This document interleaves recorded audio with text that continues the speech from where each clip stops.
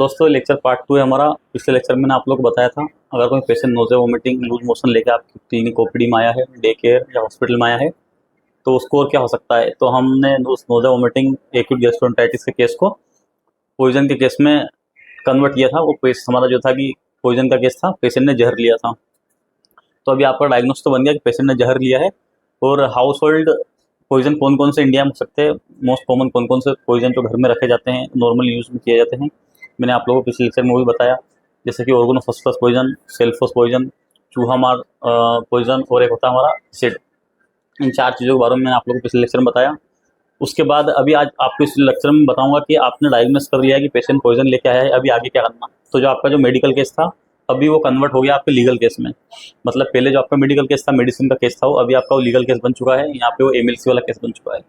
अभी आपको उस मरीज की पीएमएलसी करना पड़ेगी। मरीज को एक मेडिकल लीगल केस बन चुका है, आपको थाने में इन्फॉर्म करना पड़ेगा अपने नियरेस्ट।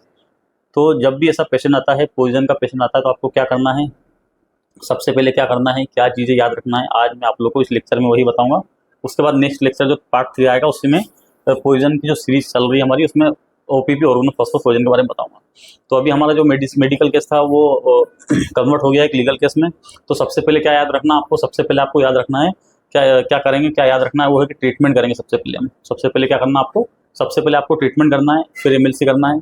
आपको ऐसा नहीं करना है कि आप पहले पेशेंट का एमएलसी कर दें और पेशेंट की जान को खतरा है, पेशेंट की जान जा रही है और आप एमएलसी करने में लगे हो और पेशेंट की जान चले जाए। तो आपको ऐसा नहीं करना है। आपको ट्रीटमेंट चालू करवा देना है और एक अटेंडर को बिठा के आपको अपनी एमएलसी चालू करना है। आपको इंस्ट्रक्शन दे देना है अपने स्टाफ को कि पेशेंट का क्या क्या लाइन ऑफ ट्रीटमेंट रहेगा। पेशेंट स्टाफ आपका मेडिसिन करेगा पेशेंट का, और आपको एक अटेंडर को लेना है, उसका आधार कार्ड लेना है, उसकी आइडेंटिटी लेना है और एमएलसी बुक में एमएलसी फिल करके आपको थाने में इन्फॉर्म कर देना है। सेकंड जो चीज़, अगर कोई भी ऐसा पेशेंट आता है नोज़िया वोमिटिंग का, सस्पेक्टेड पॉइजन का, आपको लग रहा है डाउटफुल केस है ये पॉइजन का लग रहा है, तो आपको स्मेल द पॉइजन, आपको उस पॉइजन को स्मेल करना है, पेशेंट को सूंघना है, स्मेल करना है। अगर पेशेंट को केरोसिन लाइक स्मेल आ रही है, जैसे कि हम दरवाजे पेंट करते हैं इस टाइप की आपको स्मेल आ रही है, तो हो सकता है आपका जो पॉइजन हो वो ऑर्गेनोफॉस्फरस पॉइजन। अगर पेशेंट के पास से गार्लिक की स्मेल आ रही है, लहसन की जैसी स्मेल आ रही है, जैसे लहसन को आपने सूंघा होगा कभी, तो लहसन में जिस तरह की स्मेल आती है, फिर मछली से जिस तरह की स्मेल आती है, मछली फिशी स्मेल, जैसे कभी आप मंडी में गए हो मछली मार्केट में और जिस तरह की मछली की फ्रेश मछली की स्मेल आती है, अगर ऐसी स्मेल आपको आ रही है तो समझो पेशेंट ने हमारा क्या लिया है, सेल्फस पॉइजन लिया है। तो इस तरह से आपको पहले पॉइजन को स्मेल करना है, सबसे पहले आपको ट्रीटमेंट करना है, फिर एमएलसी करना है, उसके बाद स्मेल द पॉइजन, पॉइजन को स्मेल करना है। उसके बाद हिस्ट्री बाय रिलेटिव और पेशेंट का अटेंडर से उसकी हिस्ट्री लेना है कि कौन सा पॉइजन लिया है, कब लिया है, कितनी क्वांटिटी में लिया है, कौन से दिनांक को लिया है, कितने बजे लिया है। जो पॉइजन लिया है उसका पॉकेट है क्या, पन्नी है क्या, या जो डब्बी पी है वो डब्बी का फोटो है क्या, आपको वो अरेंज करना है। बहुत सी बार अटेंडेंट क्या करते हैं, बताते नहीं, बातों को छिपाते हैं, रिलेटिव बताते नहीं कि पुलिस के सामने करवाना चाहते हैं, हम किसी चीज़ में नहीं उलझना चाहते, आप तो इलाज कर दो। तो आपको थोड़ा भी सस्पेक्टेड लगे तो आपको तुरंत हिस्ट्री लेना है अच्छे से और पेशेंट को स्मेल करना है। आपको अगर ऐसा लग रहा है कि सस्पेक्टेड केस है तो तुरंत इन्फॉर्म करना है और अटेंडेंट से हिस्ट्री लेना है, रिलेटिव से हिस्ट्री लेना है, पेशेंट से पूछना अच्छे से। तो ये थर्ड पॉइंट हुआ दोस्तों इसमें। फर्स्ट है हमारा ट्रीटमेंट करेंगे, फिर एमएलसी करेंगे, उसके बाद स्मेल द पॉइजन, थर्ड आता है हिस्ट्री बाय रिलेटिव और पेशेंट।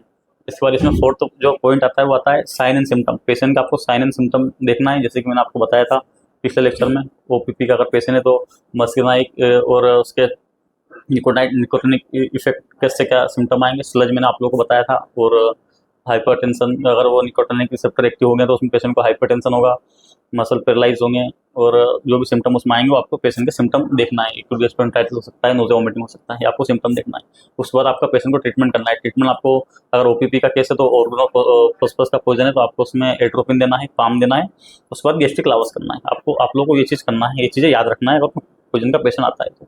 उसके बाद सबसे ज़रूरी बात, अगर कोई मेडिकल केस आपका लीगल केस में कन्वर्ट हो जाता है, एमएलसी केस में कन्वर्ट हो जाता है, कोई सा भी हेड इंजरी का केस हो, कोई सा भी एसोल्ट का केस हो, लड़ाई झगड़े का केस हो, या फिर पॉइजन का केस हो, या फिर घरेलू झगड़े का केस हो, तो उस कंडीशन में सबसे जरूरी चीज़ आपको क्या करना है, सबसे पहले आपको ट्रीट फर्स्ट देन एमएलसी। सबसे पहले आपको पेशेंट को ट्रीट करना है, उसके बाद एमएलसी करना है। उसके बाद आपको पुलिस इन्फॉर्मेशन देना है, पुलिस को इन्फॉर्म करना है, जो एमएलसी फिल कर ले, जो भी आपका नियरेस्ट थाना लगता है हॉस्पिटल से, या भी जहाँ भी आपका क्लिनिक है, डे केयर है, वहाँ से जो नियरेस्ट थाना लगता है उस थाने में आपको इन्फॉर्म करना है कि साहब हमारे पास, मैं ये डॉक्टर फलाना डॉक्टर बोल रहा हूँ, मेरा क्लिनिक यहाँ पे है, मेरे पास ये मरीज आया है, मरीज की उम्र ये है, मरीज का नाम ये है, पिता का नाम ये है, ब्रॉड बाय में नाम लिखना है, जो मरीज को लेकर आया है उसका कॉन्टैक्ट नंबर लिखना है, एड्रेस लिखना है। उसके बाद उसका जो थाना लगता है आपको लिखना है और इन्फॉर्म करना है कि मेरे पास ये मरीज आया पॉइजन लेके, मरीज की स्थिति ठीक नहीं है, और मरीज अभी मेरे यहाँ पे एडमिट नहीं हुआ है, मरीज दूसरे सेंटर का चले जाता है तो आपको इन्फॉर्म करना, मरीज की कंडीशन ठीक नहीं है, मरीज की जान को खतरा है, मरीज अभी यहाँ से छुट्टी लेके जा चुका है, आपको इन्फॉर्मेशन दे देना है। और जो भी ब्रॉड बाय में जो भी अटेंडर मरीज को लेके आता है उसका नंबर आपको पुलिस इन्फो को दे देना है, इन्फॉर्म कर देना है, तो आप यहाँ से फ्री हो जाएंगे। अगर आप ऐसा नहीं करते हैं तो आपके साथ क्या हो सकता है, मानो कि आपने पेशेंट का ट्रीटमेंट किया और छुट्टी कर दी, तो पेशेंट की एमएलसी नहीं की, पेशेंट आपके यहाँ से छुट्टी लेके घर चले गया, उसके बाद पेशेंट की मानो रास्ते में डेथ हो गई, तो पुलिस वाले वहाँ जाएंगे, अगर उन्होंने इन्फॉर्म किया कि आरटी का केस था साहब, वो लोग ने जिससे भी एक्सीडेंट हुआ उसमें एमएलसी कर दिया, फिर वो आपके पास आएंगे कि मरीज के हमें डॉक्यूमेंट दो, आरएसओ रिपोर्ट बना के दो, फिर आप लोग क्या करेंगे, यहाँ पे आप लोग उल्टे फंस जाएंगे। तो इसलिए आपको हमेशा अपनी साइड सेफ रखना है, अपने को बचा के रखना है। कोई भी केस हो, झगड़े का, लड़ाई का केस हो, एसोल्ट का केस हो, पॉइजन का केस हो, घर की झगड़े का केस हो, कोई भी केस हो, आपको एमएलसी करना ही है। First treat then MLC, police information करना है। उसके बाद कंसर्न की बात आती है, concern for treatment not for MLC. आपको पेशेंट के ट्रीटमेंट के लिए कंसर्न लेना है, लेकिन एमएलसी के लिए कभी कंसर्न नहीं लेना है। बहुत से डॉक्टर्स क्या करते हैं, बहुत से अटेंडेंट क्या करते हैं, वो लोग नहीं चाहते कि हमारे मरीज की एमएलसी हो, अटेंडर नहीं चाहते मरीज की एमएलसी हो, वो लोग बोलते हैं हम डॉक्टर साहब लिख के दे देंगे, आप जो बोलो हम वो करने को तैयार हैं। लेकिन आप लोग ऐसा नहीं करना है। आपको पेशेंट के ट्रीटमेंट से रिलेटेड आप कंसर्न ले सकते हैं, जैसे कि मरीज की अगर स्थिति ठीक नहीं है, मरीज ने सेल्फोस पॉइजन लिया है, मरीज को एरिथमियाज हो रहे हैं, मरीज वेंटिलेटर पर चले गया, आपके टाइप 2 रेस्पिरेटरी फेलियर मरीज को हो चुका है, तो आप मरीज से कंसर्न ले सकते हैं कि आपका मरीज ये, मरीज का नाम ये है, मरीज इतने बजे हमारे पास आया था, मरीज ने ये पॉइजन लिया है और मरीज अभी वेंटिलेटर पे है, मरीज की जान को खतरा है, ये हमने मरीज का अटेंडेंट को बता दिया है। आगे कुछ होता है तो उसके जिम्मेदार अटेंडर खुद होंगे, डॉक्टर अस्पताल परिसर जिम्मेदार नहीं होगा। आप ट्रीटमेंट से रिलेटेड मरीज से कंसर्न ले सकते हैं, लेकिन आपको एमएलसी से रिलेटेड कोई कंसर्न नहीं लेना है। आपको एमएलसी के मामले में बिल्कुल कंप्रोमाइज़ नहीं करना है, मरीज की एमएलसी करना ही है। उसके बाद आगे क्या दिक्कतें आ सकती है, मेडिको लीगल इश्यूज क्या हो सकते हैं, अगर कोई पॉइजन का पेशेंट है या फिर एसोल्ट का केस है या फिर ट्रोमा का केस है, एक्सीडेंट के केस है, तो इसमें क्या मेडिको लीगल केसेस हो सकते हैं, क्यों क्या इश्यूज आ सकते हैं, जैसे कि not willing consent for MLC. बहुत से लोग एमएलसी के लिए कंसेंट नहीं देंगे, हम एमएलसी करवाना नहीं चाहते, लेकिन आपको एमएलसी करना है। उसके बाद नेक्स्ट इशू क्या हो सकता है, not willing for treatment, treatment के लिए विलिंग नहीं होते, हम इलाज नहीं कराना चाहते हैं, तो उसमें क्या क्या इश्यू हो सकते हैं अटेंडेंट के, पेशेंट के, उनको हो सकता है हॉस्पिटल पसंद ना आए कि हमें यहाँ की व्यवस्था पसंद नहीं आ रही, हम यहाँ इलाज नहीं कराना चाहते हैं, तो ये इससे पेशेंट जा सकता है आपके यहाँ से। उसके बाद स्टाफ के बिहेवियर की वजह से पेशेंट जा सकता है, want to go to other hospital, patient चाहता है कि हमें दूसरे हॉस्पिटल जाना है, ये कंडीशन हो सकती है। फाइनेंशियल इश्यू हो सकते हैं पेशेंट के, तो अगर मरीज दूसरे हॉस्पिटल भी जाता है तो आपको उस कंडीशन में भी पेशेंट के एमएलसी करना है, थाने में इन्फॉर्म करना है कि फला फला मरीज हमारे यहाँ पे आया था, अभी यहाँ से छुट्टी करा के जा चुका है। उसके बाद आपको एक कंसेंट और लेना मरीज से कि हाँ, आपके मरीज का नाम ये है, हमारे पास अभी आए थे, मरीज ने अननोन सब्सटेंस इंजेक्शन लिया है। अगर आपको पता नहीं है मरीज ने कौन सा पॉइजन लिया है तो आपको लिखना है अननोन पॉइजन इंजेक्शन, ये लिख के आपको कंसर्न लेना है कि हम यहाँ से छुट्टी करा के जा रहे हैं। आगे कुछ होता है तो उसकी जिम्मेदारी हमारी स्वयं की रहेगी, डॉक्टर और अस्पताल परिसर इसके जिम्मेदार नहीं रहेंगे, और आपको थाने में इन्फॉर्म कर देना है। तो यहाँ से आप बिल्कुल अपनी साइड सेफ रहेंगे। अगर आप ऐसा नहीं करते तो आप उल्टे फंस सकते हैं, आप कोर्ट कचहरी के चक्कर लगाने पड़ सकते हैं। इस चीज़ का आपको ध्यान रखना है। If not inform the police, अगर आप पुलिस को इन्फॉर्म नहीं करेंगे, पेशेंट के रास्ते में डेथ हो जाएगी तो उससे आपकी नौकरी जा सकती है, आप जेल में भी जा सकते हैं। तो ये चीज़ों का आपको ध्यान रखना है। इसके बाद और क्या इश्यू आ सकते हैं, अगर आप कोई एसोल्ट का पेशेंट है, आरटीए का पेशेंट या पॉइजन का है, तो आप तो अपनी कुर्सी पे बैठे हैं, आप अपनी ड्यूटी कर रहे हैं ड्यूटी आवर्स में, लेकिन आप उस दौरान 1-2 घंटे के अंदर बहुत फेमस हो जाएंगे। फेमस होने से मतलब कि अगर अटेंडेंट नहीं चाहते हैं कि वो एमएलसी ना हो, तो वो कोई नेता को फ़ोन लगवाएंगे, कोई इन्फ्लुएंसर्स को कॉल करेंगे, कोई बड़े साहब को कॉल लगाएंगे कि वो डॉक्टर साहब इनका नंबर लो, उनका कॉल आपके पास आएगा, अरे डॉक्टर साहब देख लेना ये अपनी है, थोड़े एमएलसी नहीं करना, वो लोग नहीं चाहते, पुलिस केस नहीं करना, लेकिन आपको केस करना है। वो लोग तो ट्रीटमेंट करवा के चले जाएंगे। अगर आगे जाके मरीज को कुछ होता है, मरीज की जान जाती है, या फिर कोई एक्सीडेंट का केस है, दूसरा बंदा सामने वाले को चोट लगी है, उसका फ्रैक्चर वगैरह हुआ हो, उसने केस कर दिया, तो पुलिस वाले फिर आपके यहाँ आएंगे कि आपके यहाँ पे फला मरीज का ट्रीटमेंट हुआ है, इसकी रिपोर्टें दो, तो आपने तो कुछ किया ही नहीं उसका एमएलसी वगैरह।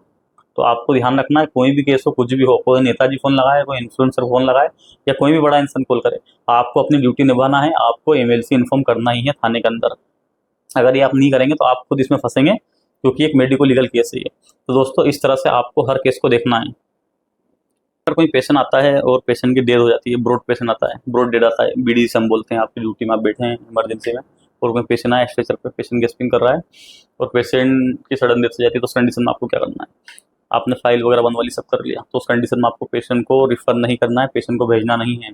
आपको पेशेंट को ट्यूब डालनी है अगर गैस्पिंग में है, वेंटिलेटर वगैरह लगाना है, जो भी आपका ट्रीटमेंट है वो करना है, और तुरंत पुलिस को इन्फॉर्म करना है, क्योंकि वो पेशेंट डेड हो जाएगा, इस उल्ट का या आरटी का जो भी पेशेंट है वो, उस पेशेंट का फिर पीएम होगा, पोस्टमार्टम।